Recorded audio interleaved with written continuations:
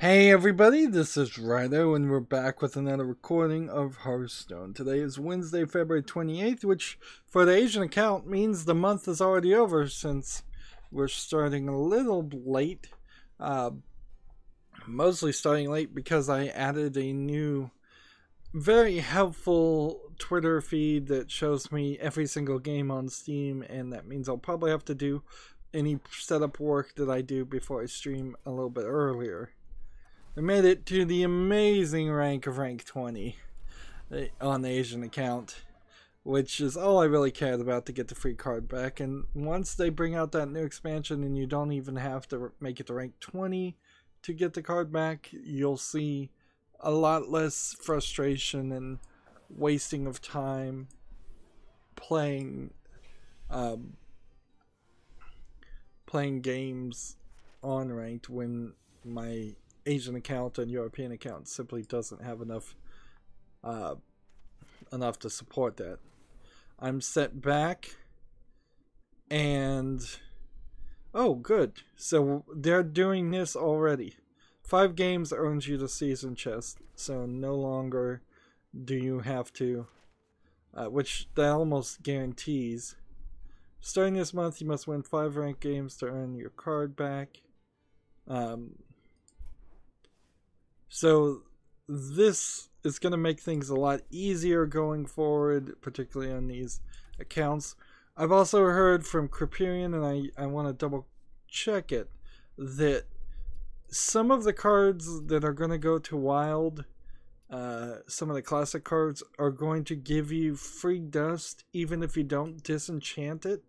So the 3 or 4 cards that are classic that are going to become Hall of Fame cards, you should try to have golden and 2 golden and 2 regular versions of those cards to begin with.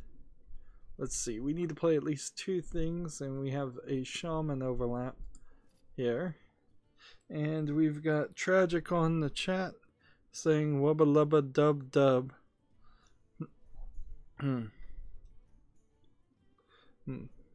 So the joke in Rick and Morty, which I've watched, I think all of them, and I guess we could go into a little bit of my opinion of Rick and Morty, is Wubba Lubba Dub Dub was briefly around episode season 1 introduced as the slogan. Here we need to play Shaman. Also, we have a Tavern Brawl to do.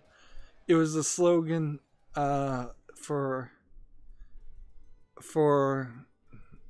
Rick Sanchez, the main character, the old man in Rick and Morty, but his friend Bird Person eventually reveals that it means I'm in great pain, please help me. So it's something being said with energy, like you're saying it when you're happy, but then it turns out that Rick is actually very cynical and deeply broken emotionally, or at least that's the idea. And so a lot of people got into it not before that was revealed, and said that as their catchphrases. Rick and Morty is a very catchphrasey like thing, with the whole McDonald's Szechuan sauce coming back is another Rick and Morty thing. Let's see, to the winner goes the spoil. More wins means more rewards. 12 wins for maximum glory, 3 losses, and you end your run. I understand. Brawl Museum usually requires an entrance fee, but since it's your first time, it's on the house. Enjoy. Alright. So, we need to create a meta deck that can really win on a deck that I probably can't really win. Are these all standard, or do these include wild cards? I guess in all actuality, that doesn't matter too much, because even if I do have 1 or 2 wild cards, I don't have enough. So what am I gonna do but the standard Murloc deck? Like, when all else fails, play Murloc. That's pretty much my standard way of playing. Play some more Murlocs. And then let's get rid of that. That leaves us with 8 more cards to play. So take a couple of those. There. Take that spell. Let's see. Take this and this. And we'll take out these and take these 2 instead. The only thing I really would have liked to have here is the ability to play the quest, but I don't have that quest card in this deck. So, like one more thing possibly. A Hex. Is there more value in playing a Hex or having one more Murloc?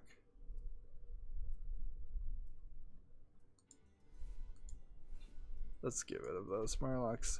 I don't even have the main Murloc character. I don't believe. I don't have the 4 mana has charge and +1 attack for each Murloc. So this isn't even going to be that great of a run. But that's about as good as I can get, and that's I guess all your experience. I'm seeing wild here, so these probably are wild cards. Let's begin. Lock it in. I'm probably just gonna lose 3 times in a row. Tragic Master wild cards, aggro shaman or mage is good. Silence for thoughts. I just crafted that Murloc that other day. Old Murkai says tragic. Yeah, old Murkai. Crafting him, he's a legendary. That would have been pretty expensive. Let's see. There's honestly not too much to say about Rick and Morty. There is kind of an underlining, interesting in the first season, an atheist. Rick is clearly an atheist in the first season, and they kind of drop that feed. And by the end of the 3rd season, the latest episodes, they've gone far in a direction to more of a storyline based experience, but then they ended the season really trying to break away from that storyline based experience and go back into what was season 1, which season 1 in particular had a bunch of random episodes that could easily be described as each episode was in an alternate reality, which is part of the storyline of Rick and Morty, so that each episode stands alone for the most part without any need to have watched any of the previous episodes in season 1. However, that's completely different by the time you start season 3, and kind of throughout season 2 they build more towards this linear storyline, which is a better way to tell the tale, except for the fact that it takes so long to animate Rick and Morty.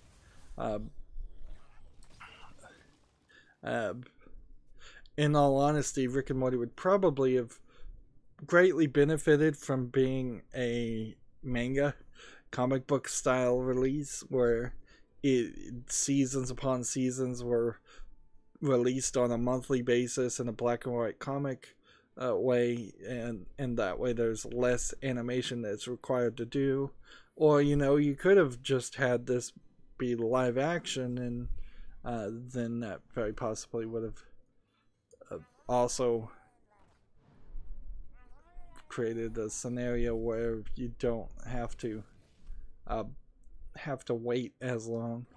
Or you could adopt the South Park way, in which everything is just computer generated, and and they've gotten really good at South Park of turning around the episodes.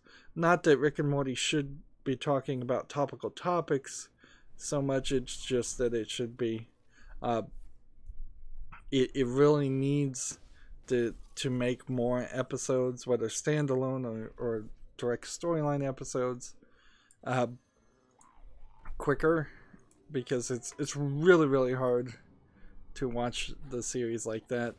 And for the most part, it's if you're not into Rick and Morty and you can just ignore it until the whole series is into at least 5 seasons and then watch it in a run, you're better off. A lot of episodes don't really satisfy on a weekly release in mini shows. I think people are way too hyped about Rick and Morty too. The one thing that it's topically wrong about it was they set in the first season the president to be kind of a Obama-esque African American president, and at the end of season 3, when there were many months into the Trump presidency, the president was still the same president. And that's about as topical as it ever has been because it's set in its own universe. There was quite a struggle in the early seasons to get the daughter Summer to integrate and be part of the story. There was a lot in season 1 about Morty, the son, and his school experiences, and those have mostly all gone. It started very much more being around a family dynamic, and it's now much more about Rick and his experiences around the family dynamic. And the way season 3 ended, it's kind of hard to see how it plays the same way in season 4. Oh, by the way, I wanted to ask if the desktop audio on this game is the right audio. I know we've just got a little bit of music playing and sound effects, but like from my looking at it, I think I should turn up the music and probably turn up the master audio. Like, I don't think a lot of people even care about the music in Hearthstone, but if somebody can not barely hear it or not hear it at all, I probably should turn it up a little bit. In comparison, my microphone is way past the halfway point, and the game audio is barely at the 10% point.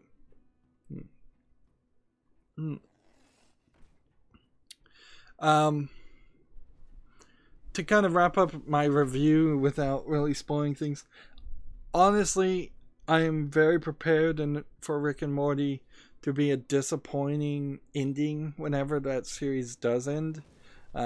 Even if it goes the Simpsons route and just comes on forever. Because my interest, which is often very different from other people's interest, is the one story thread that doesn't even really involve Rick that much. It involves the Citadel of Ricks, which is only a slight spoiler to say that. And that thread is probably going to come to some small head, but it's not going to take over an entire season, which is probably what it should take over. And it's not going to take control of the show. Even the show themselves has said so much. There we go, one victory. We got lucky. Tragic says, I listen to Blizzard music while playing. I turn down the game music and then listen to Diablo themed Tristan music 10 hours. Smiley face.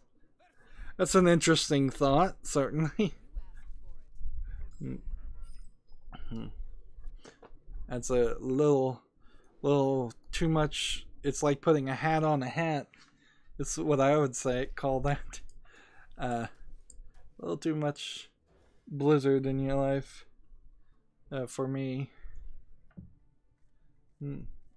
But even though I know Rick and Morty will probably have a slightly disappointing ending, it'll probably never really end in a way that has any finality because it's too popular now. Week to week, when episodes come out, I enjoy them well enough, and I see it. The fans, like, as somebody who has been one of those obnoxious anime fans that people talk about in their youth, the Rick and Morty fans aren't much worse or much better than that. The worst examples are just highlighted a little bit more nowadays because people have cell phones and catch that. So we're not here to really talk about Rick and Morty, so let's talk about video game news.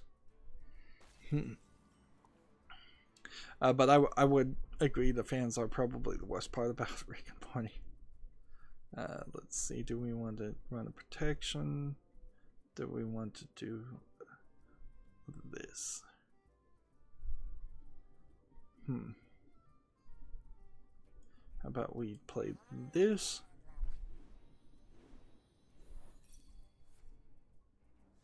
Darn it.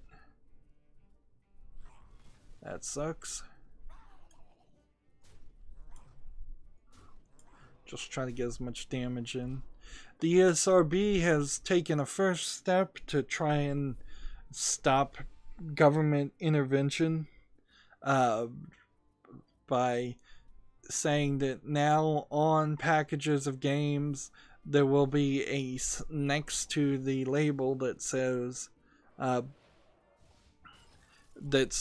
whether a game is E for everyone or mature or adults only or teen plus or I believe there's an E6 or young adult option too. There will be a secondary label that says whether the game has in-game purchases, which is a pretty generic term that will probably be applied to 99.9% of all games that are sold in boxes. It also doesn't, it's gonna pretty much fall on digital storefronts, whether it's the Xbox Live, PlayStation Network, or Steam, to see how well and how often they adopt and enforce any similar type of label. Steam does have an option for in-game purchases, but I'm not sure if it enforces that or if it's just something that's left up to the publisher to decide. They also have launched a website with some cheaply drawn cartoons to teach parents how to set the age restrictions and all of that in different consoles. And what was that website called?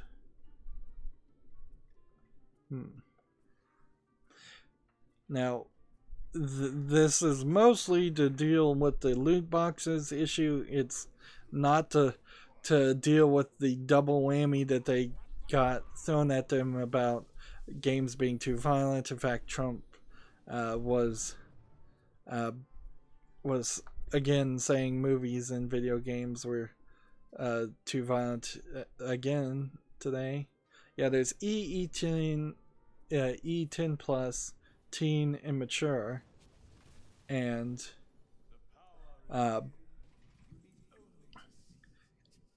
And so they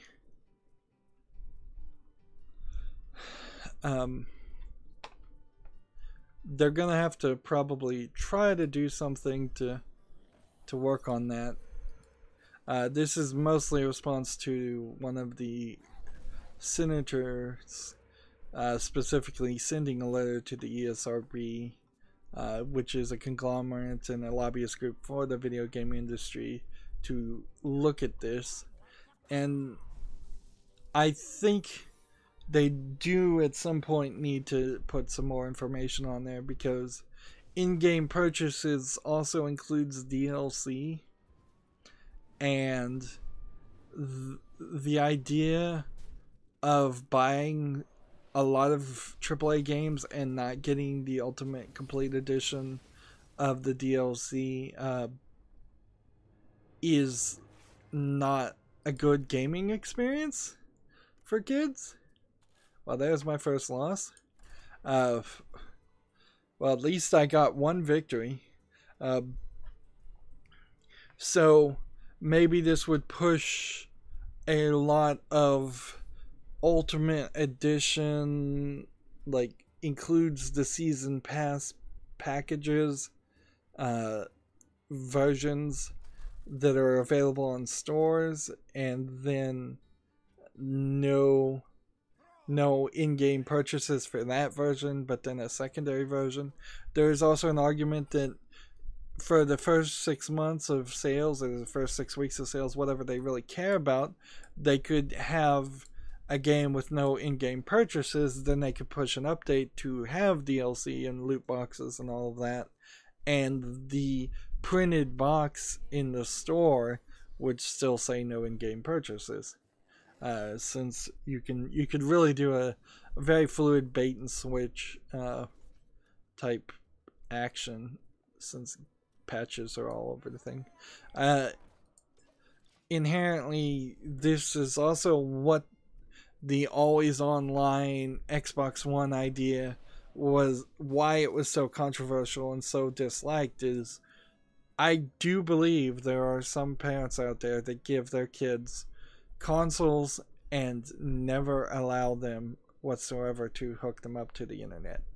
And it's not a terribly insane idea, honestly, if that is the way you do things, to tell you to just not have a wireless access point without a password, never give your kids the password, never let them on the internet, and when they are on the internet, there usually would be on, if you do let them on the internet, it would be like on your phone with you watching over their shoulders type actions. Hit this, play this, play this, and do this, and do that. Let's see, Tragic Master said, I'm saving season 3 and 4 for binge watching Rick and Morty. Says Tragic, okay. Well, in all honesty, if you were gonna binge watch, I think you probably should have saved season 2 and 3 and binge watch those more than 3 and 4, because the way it wraps up season 3 is pretty much a decent way to wrap up season 2 and 3. So it's gonna be kind of a fresh start in season 4.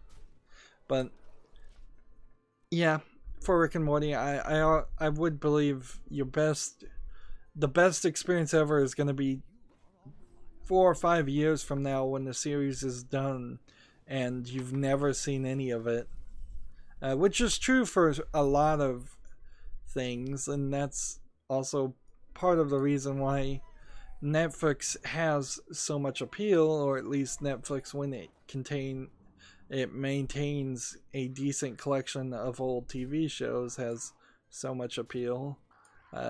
Arguably, Netflix is losing a lot of the licenses to old TV shows and movies, and spending more money on their own original content, which is not even hitting 60% in my opinion as far as being quality content. It's very random. Here's my second victory. Nice. Wouldn't it be nice if I got 12 victories? This is basically an arena run, but it's a little interesting in the article I just read about ESRB. Their video, their own personal video, talks about mature rated games. It doesn't talk about adult only games. Almost as if the ESRB has just decided to adopt a refusal of classification for adult only games, and they're trying to like retroactively erase the idea that they used to rate games adult only,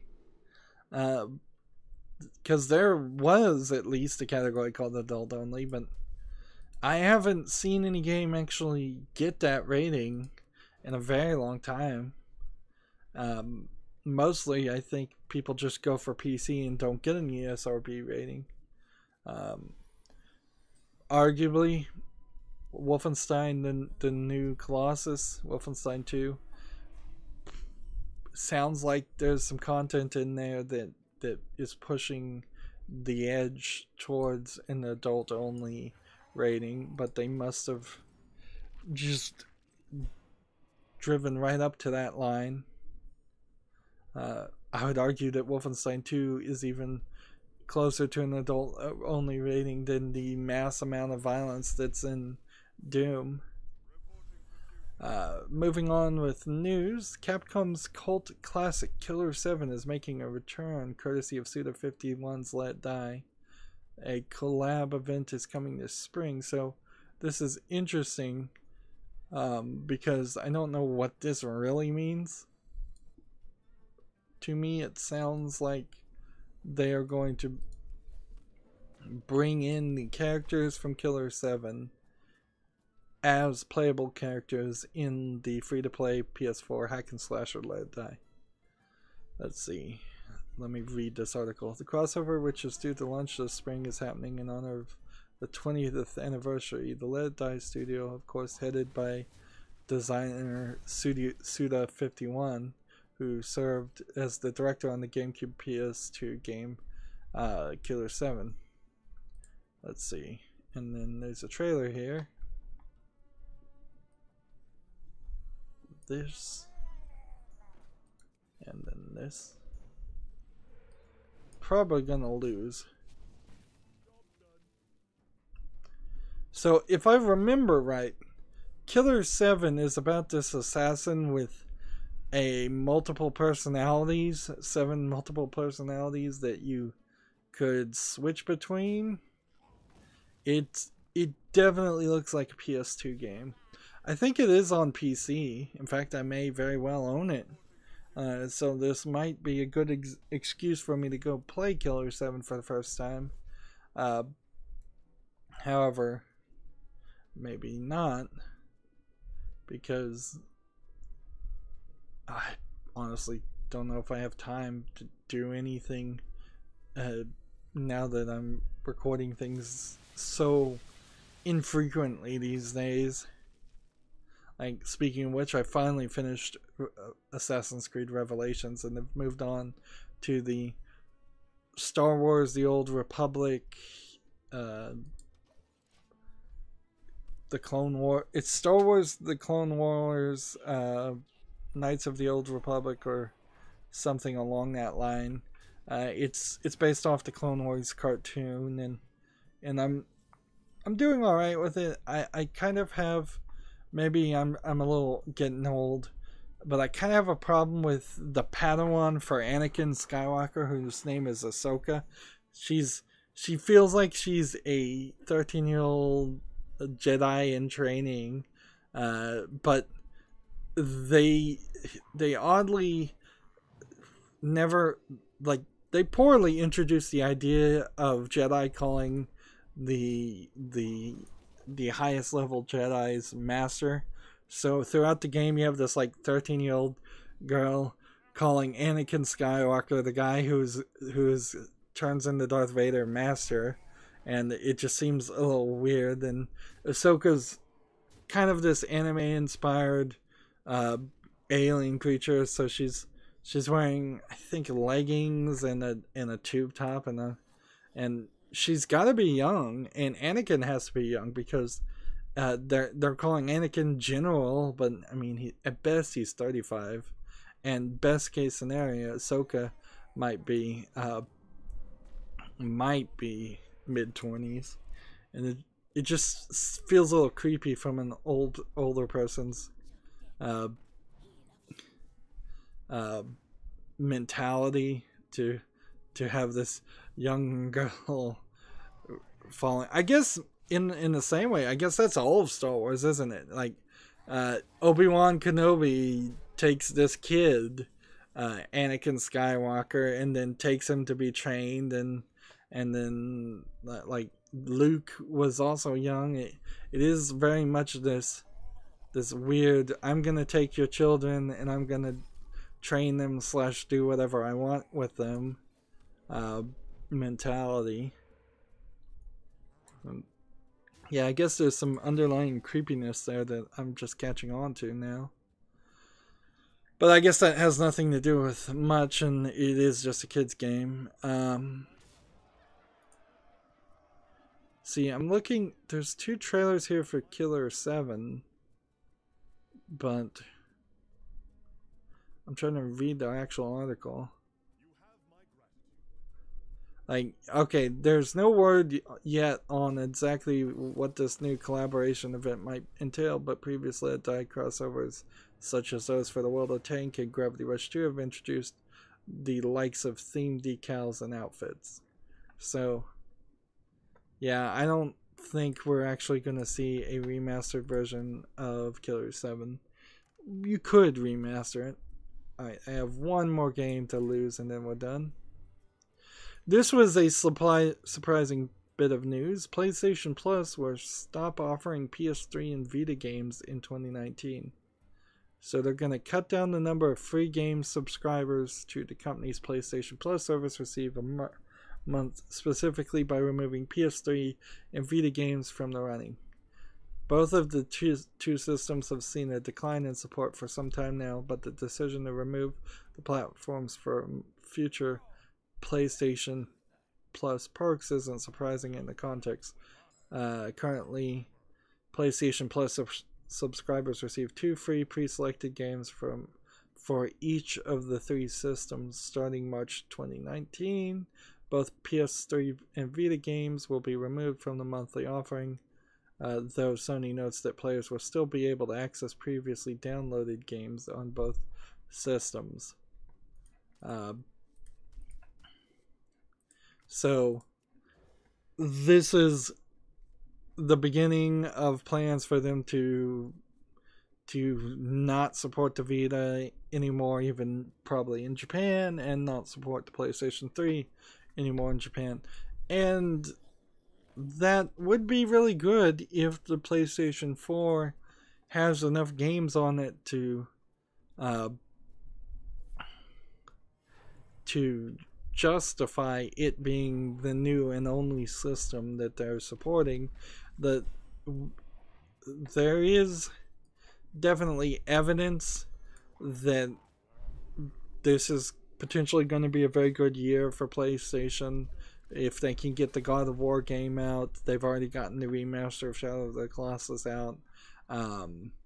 If they can just get a lot more third-party titles out and a few more individual, what would be the word,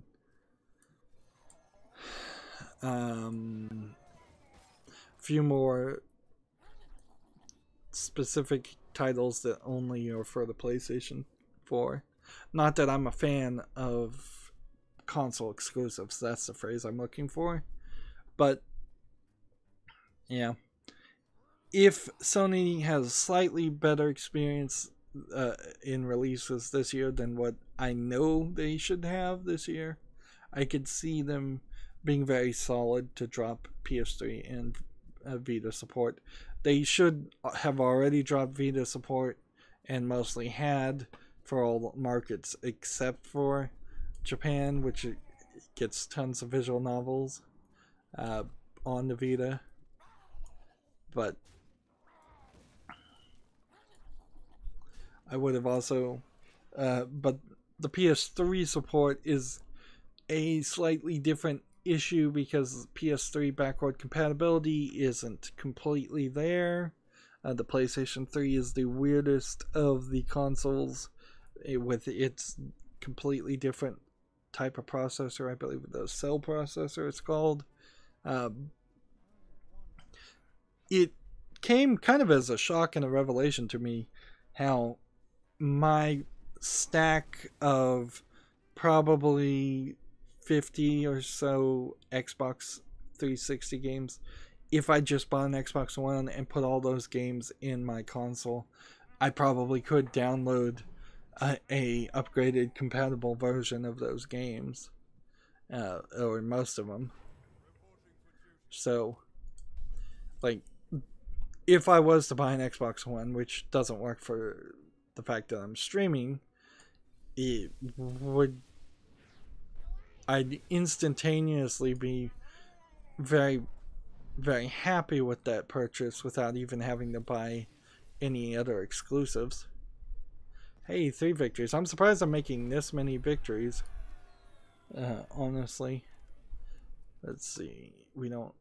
Spotify is going public despite losses of $1.5 billion in 2017. That has really nothing to do with anything. I just opened that article. Let's see. PC Gamer has an article. Shadow Realms is a fun, free, single-player co-op brawler. Is it a free-to-play brawler with microtransactions, or is it just a free game, period? I'm gonna watch the trailer here and see what it is all about. And trade all of these. I may luck out today. I may luck out and not have to do so much. However, because it's Wednesday, because we've got people on the chat, today is also probably a great day to do 3 of the daily challenges instead of 2 for each account. That way there'd only be 2 daily challenges on Friday, and Friday is very consistently the worst day to stream and the worst day to play, honestly.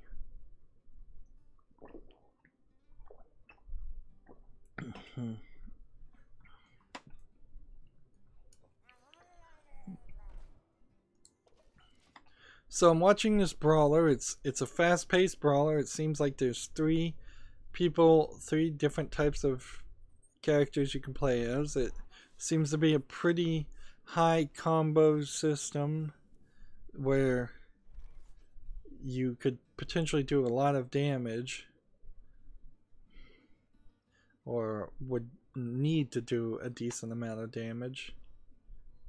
That also might be the instance. Let's do this and this, and then the turn.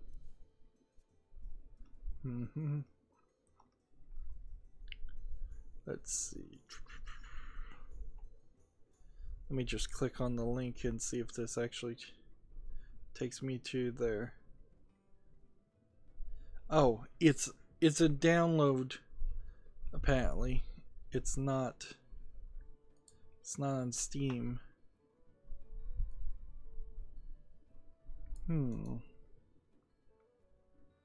Let's see if we can Shattered Realms, itch.io.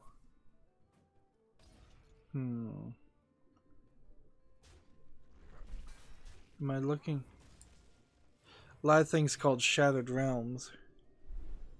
It's a free single-player co-op brawler, which seems really weird when you think about the concept there. because that means you can't have couch co-op, or you can have couch co-op, but then there's no online gameplay at all. Seems kind of like an unfinished product. Like they got halfway through making brawler games, said we can't do the netcode, and because of that we've got to move on and just move on to our next game.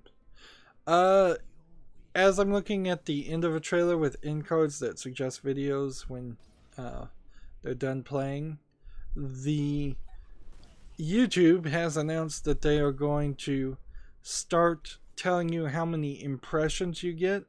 It's a little complicated to understand what impressions are. In the shortest way to explain it, impressions are garbage.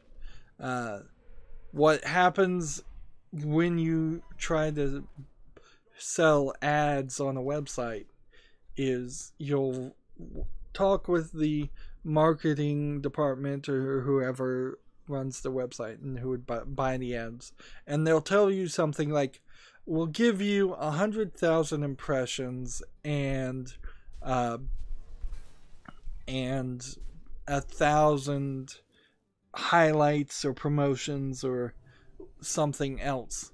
And impressions are really nothing in advertising. An impression means that the image loaded on a website, it doesn't mean for a second that you know the person saw that image. It doesn't mean that that image wasn't surrounded by, in this instance for YouTube, I have 2 of my own videos on my own account where I'm seeing 2 of my own videos next to thumbnails for 4 other people, which when you know that and when you look at that, that's decent for YouTube to not really be competing too much with other people, but it's just thumbnails people have been trained a long time ago to ignore. And anytime that image loads, you'll get another impression. However, it will be slightly helpful information for a content creator. It'll tell them that their thumbnails aren't interesting. If you're getting, usually it is like 100,000 to 1,000 clicks per. So like for every 100 impressions, maybe you'll get 1 click. Maybe that number is even too high. It may very well boil down to something closer to, for every 1,000 to 10,000 impressions, you might get 1 click. But it gives more valuable information, but it will also certainly push a lot of people, including my channel, to think about more clickable, clickbait, trickery thumbnails, just to get people to click through, to increase the click-through rate, which is a new metric they're also adding.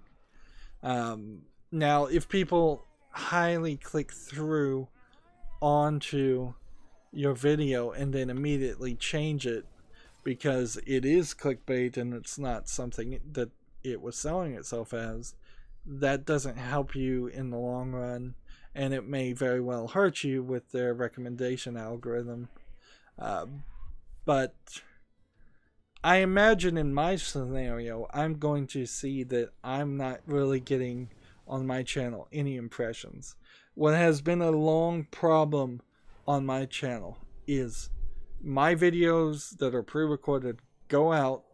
They go out very consistently at the right time, every Monday through Friday, every weekday, and they get 2 views. That seems to be it. Very consistently 2 views. Very possibly those 2 views are just me watching it on my own account, and it counts as 2 views for some glitched reason. And I think once they get the impressions up, which heck, they may not even show me these statistics because I'm not part of the YouTube partner program anymore. I think it will be really surprising if YouTube tries to make the claim that they've been promoting my videos, which I deep in my heart completely believe they do not promote my videos. I don't think it is anything specifically personal. I don't think YouTube promotes anybody's videos. In my experience as a viewer on YouTube, I don't get suggested in the suggestion feed new channels very often. Instead, I very often get suggested videos I've already watched and channels I've already seen. Some of those channels, a decent amount of them, channels I don't want to watch again, and yet I keep getting suggested them. The recommendation algorithm in YouTube seems to not have any way to account for the fact that you don't like something, even if you thumbs down something, and it seems more than happy to make the viewer miserable by pushing them towards hate watching things. So we did the Tavern Brawl. We got 3 victories, I believe. We got a card back. We got some dust. Not terrible. Like not a terrible experience for the fact that this is my Asian account and it doesn't really have any cards. And I was just making a Murloc deck. We have a new card here. Unidentified elixir. What is this? Kobolds and Catacombs. Why did it give me a Kobolds and Catacombs card? I guess it did. It just gave me a card pack at random. So I guess that explains why these are all new cards. Kobolds and Catacombs is the newest expansion, so it'll be Old Gods, it'll be Karazhan, and probably Gadget Zan that get put into Wild next expansion. I know somebody is probably going to correct me on that. So where do we go here? We've got Shaman cards that, in all honesty, I probably should have traded this. I should wait and trade this out, but maybe not. Let's play the Shaman cards next recording. We can have a deck set up for that, and then move on to the European account. Or you know what? Why don't we just move on to the European account in the break, and then we can double check to see if the Tavern Brawl will even be open or not. Because if I'm gonna have to do one of these Tavern Brawls for each of my accounts, that's gonna add some time, and in the process of doing them, I may not be as energetic to come back and try and do both of these. I may just want to do one of these. Stay tuned if you're watching live. As always, I ask you to like, share, subscribe, comment, and watch every second of my videos. If you want to friend or follow me on any social media sites, there's a whole bunch of links down below in the description box. If you want to support me, gift me something on Steam. Thank you for watching. Have a good evening.